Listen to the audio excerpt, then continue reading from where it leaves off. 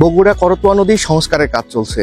বগুড়া জেলা প্রশাসকের কার্যালয়ের পেছনের পাশ থেকে শুরু করে একেবারে এসপি ব্রিজ পর্যন্ত এই সংস্কার কাজ চলমান রয়েছে।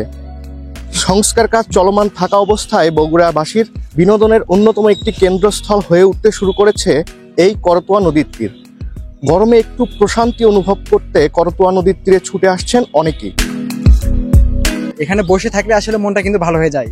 এখন যে পরিবেশটা গড়ে তুলেছে, এখানে দাঁড়ায় থেকে যখন আপনি ওই আকাশের দিকে তাকাবেন, আপনার প্রভুর কথা এবং আল্লাহর কথা মনে হবে এবং ইবাদত করবেন। এখানে বসে থাকলে আসলে মনটা উৎফুল্ল হয়। আসলে বিকালবেলা আমরা প্রাইভেট শেষ করে আমরা ফ্রেন্ডরা অনেকে এখানে ঘুরতে আসি। অনেক ভালো লাগতেছে নদীর পাড়ে। আর নদীর পাড়টা আরো সুন্দর করে যদি বসার ব্যবস্থা করে দেওয়া হতো তাহলে আরো ভালো হবে।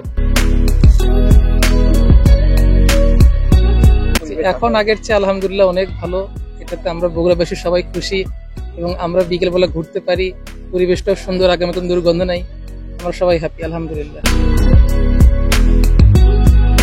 এখন পরিবেশটা খুব সুন্দর লাগে। আগে এরকম ঘোরার পরিবেশ ছিল না, কিন্তু এখন এই ব্লক বসানোর পর থেকে আমরা এখানে ঘুরতে আসতে পারি এবং প্রকৃতির সৌন্দর্য উপলব্ধি করতে পারি।